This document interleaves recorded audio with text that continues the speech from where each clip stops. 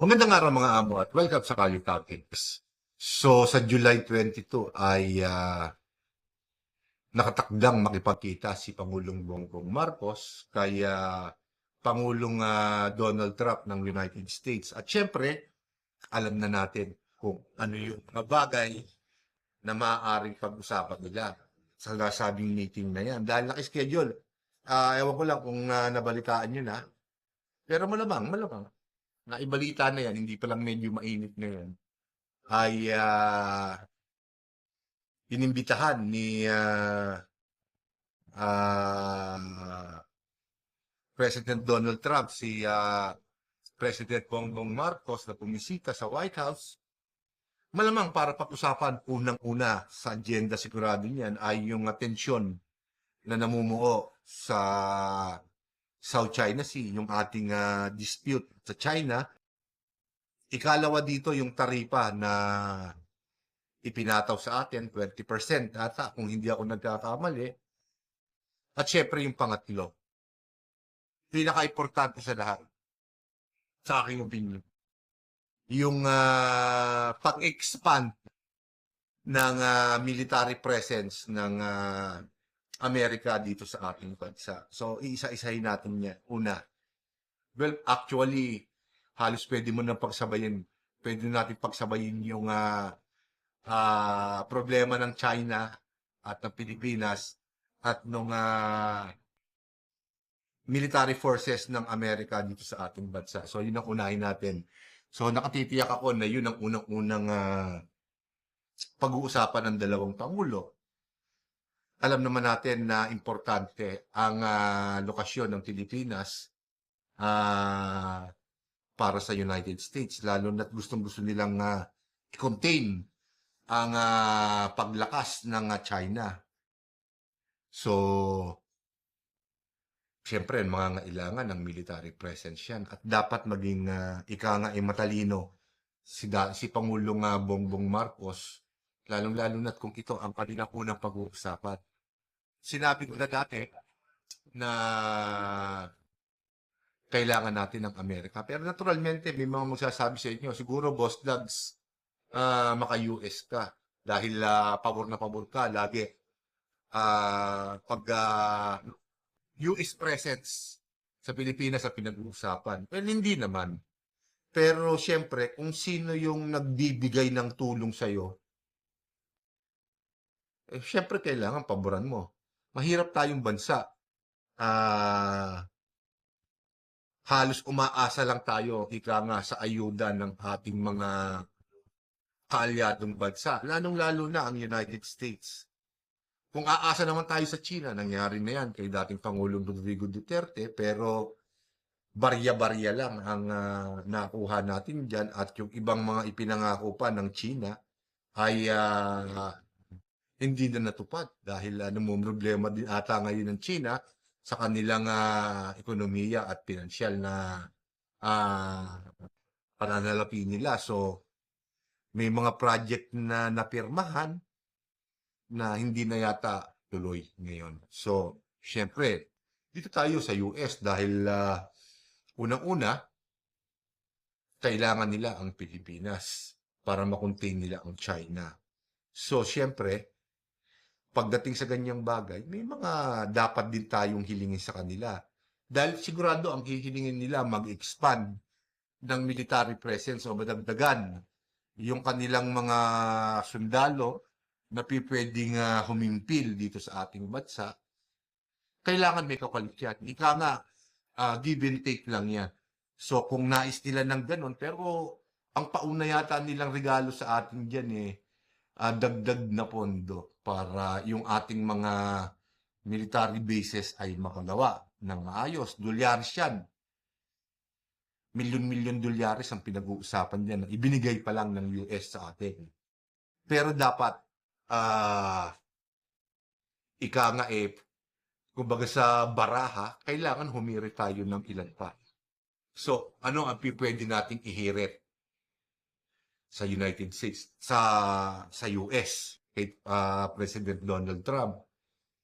Well, unang-una, yung mga jet na laging nababalita sa mainstream media na nagkakaroon tayo ng problema dahil ah, medyo ika nga limitado ang ating pondo. So baka pwedeng mabigyan tayo ng ika nga soft loan para ma-acquire na natin yung mga F-16 jets na yan na moderno para madagdagan ang ating arsenal, lalong-lalo na kailangan-kailangan ng ating Philippine Air Force, ang MRF o Multi-Role Fighter Jets, MRF. So, yan ang unang-unang dapat idiga ni Pangulong Bongbong Marcos kay Pangulong Donald Trump. Ikalawa, mga missiles.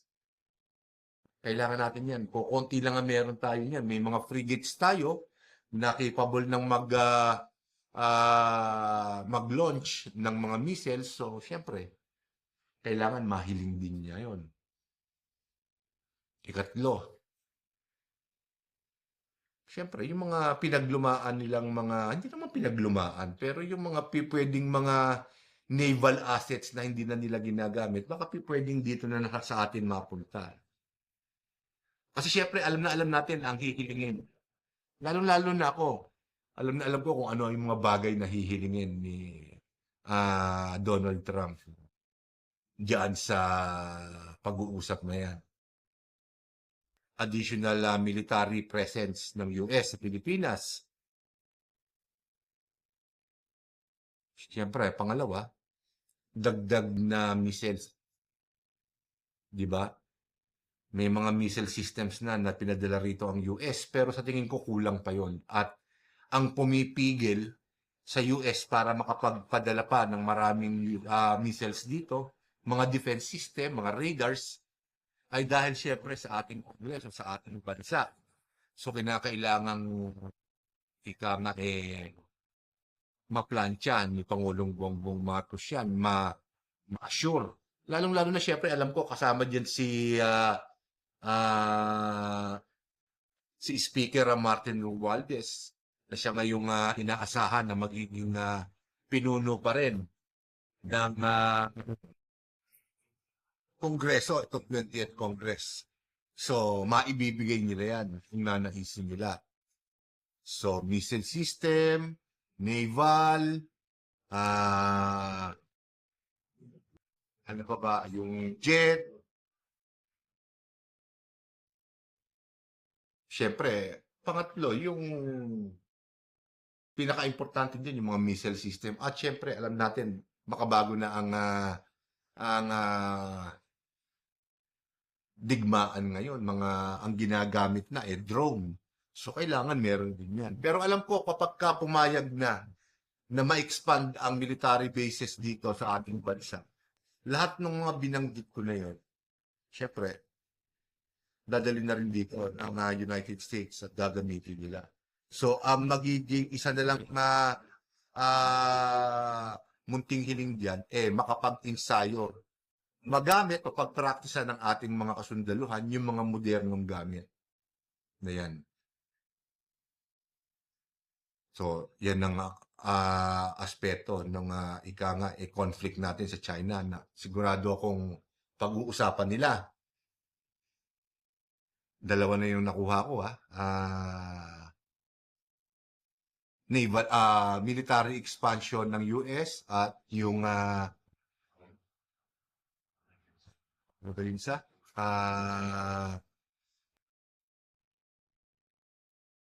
yung mga gamit kailangan madala rito. Siyempre, yung isa pang kailangan pag-usapan nila yung tarifa. Well, pagdating naman sa tarifa, actually, kung 20% lang ang ipinataw sa atin, mababa yun. Mababa na yun dahil dun sa ibang bansa na medyo budget siya, si Donald Trump, around 30 to 60% ang itinaas ng tarifa. So, kung papasok pa rin na, kumbaga, hihingi ng tawad si Pangulong Bongbong Marcos sa tarifa, siguro baka hanggang 15 mapagbigyan siya. 15% na additional tariff pagbibigyan siya. which is good. Pagdating sa taripa, wala tayong masyado magiging komento dyan. Medyo komplikado yan at syempre, hindi naman talaga ganun kalaki ang ini-export natin sa US. So, minimal problem ang taripa sa atin. Pero sabi nga nung mga ekonomista, magagamit natin yan. Dahil syempre, yung mga ibang bansa na mataas ang taripa, pwedeng halimbawa, yung produkto nila, padadalhin nila rin sa Pilipinas, palalabasin natin sa Pilipinas, tapos ship natin sa US, magagamit nila yung porsyento natin. So, kikita rin tayo dyan. So, magagamit pa rin yan. Kaya, syempre, kung kaya pa, baka pwede pang maibaba, sigurado susubukan ni Pangulong Bongbong Marcos yan. Pero, ang pinaka-importante dyan, dapat mapagtibay ni Pangulong Bongbong Marcos yung relasyon ng United States at ng Pilipinas. Sabi nga nila, ironclad ang ating relasyon sa kanila. At nararamdaman ko na kakailanganin natin sila. Aminin man natin at hindi. Sinabi ko nga noon hindi tayo kapos. Ang ating mga kasundaluhan ay hindi kapos sa tapak. Kapos sila sa modernong gamit. So, kung modernong gamit lamang ang kailangan, syempre nandiyan ang US. Gamitin natin ang US. Pero kinakailangan maging matalino tayo. Alam ko nagagamitin din tayo ng US, pero dapat mas makalamang tayo ng content. Diba? Doon sa give and take situation, pilitin natin na medyo lumamang tayo ng content. Dahil in the end, syempre, ano man ang tamuin natin sa sitwasyon na to, mabuti man o masama, tayo ang aako nito. So, kailangan lamang tayo. Pero sa nakikita kong sitwasyon ng Pilipinas at US, maganda naman. Kahit sabihin mong merong nagpapadeport ang US ng mga illegal immigrants, yung ating mga TNT, hindi naman yun masyadong napipicture sa mga news outlet sa US ang salitang Pilipino o Pilipina. At, well, kung talagang babalik kasi, ang prediction ng maraming political analyst sa iba't ibang panig ng mundo, makakabalik na ang US bases sa Pilipinas. Na alam ko naman nakabalik na. Pero ang pinaka-target ayon sa kanila, ma-expand pa ng todo yung presensya ng US dito. Meaning, dagdag tao, dagdag mga equipment na siya naman tinututulan ng China. Kung ako naman sa China, kung opinion ko naman patungkol sa China ang tatanungin, alam niyo namang mainit ako sa gobyerno ng China. Hindi sa mga mamamayan ng China. Maraming mabubuting Chino. Ang problema sa kanila yung gobyerno nila. Talagang nangangamkam ng teritoryo. Hindi lang tayo ang may problema sa China. May mga bansa rin na nakapaligid sa kanila ang may problema sa kanila. Dinadaan nila ika nga sa laki, sa dami, at syempre, moderno din yung mga gamit nila. Alam nilang yung mga kapitbahay nila nag-i-struggle pa, kayang-kaya nila. Pero kapag kakinampihan ng US, tinatakot nila para matulad natin. So, kaya papadala sa takot. Sabi nga nila, tayo yung bansang walang kalaban. Gusto natin lahat kaibigan. Pero hindi naman nangangahulugan na hindi tayo dapat maghanda sa isang labanan. So itong ginagawa ng ating gobyerno at ng mga nakakaraang gobyerno, kahit medyo sablay-sablay, naghahanda sa mga ganong sitwasyon. At tayo rin mga Pilipino, dapat maghanda rin tayo. Dahil syempre, maapektuhan tayo ng malaki nito. Walang may gusto ng gera. Bullshit yan. BS yan, BS. Pero kung isinasampal na sa mukha natin yung ating kahihiyan, yung ating karapatan, at yung ating kakarampot na pride, pati kalayaan natin, hindi pa ba tayo kikilos? Hindi ba?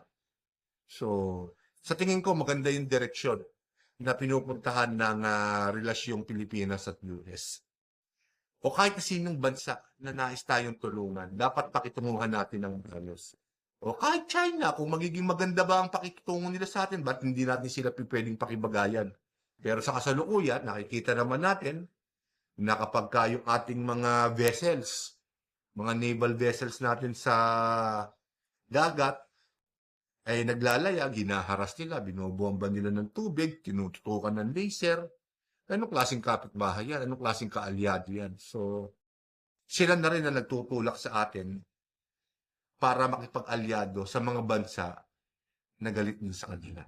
So, sila ang may kasalanan. Kung sila, makibagay sa atin, walang problema. Pero sa akin, ang sa Pilipinas ay sa Pilipinas. Hindi nila pwede kunin yun. Tandaan nyo, sinabi ko sa isang video ko, $1 trillion ang pinag-uusapan sa South China Sea. Natural gas, langis, at kung ano-ano pa, trilyones dolyares, pounds ang pinag-uusapan. Gusto nilang kunin yun. Hindi tayo dapat pumayag. So, kung kinakailangan makipagkasundo tayo sa US, magmukha tayong medyo konting mahirap, hindi naman panghabang buhay yun. Panandalian lang. Alam ko darating ang oras, lalakas din tayo. At re-respetuhin din tayo sa pandaigdigang entablado. Basta't itong mga politiko natin, maging maayos lang. Pero, siyempre, sabi nga nila, wishful thinking yan.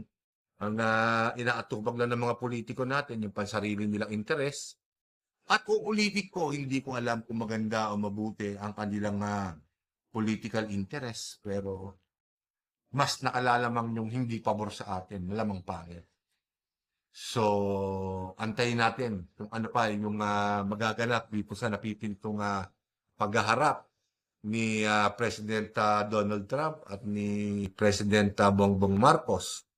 So, maraming salamat po sa inyong mga amo at magandang araw po sa inyong lahat.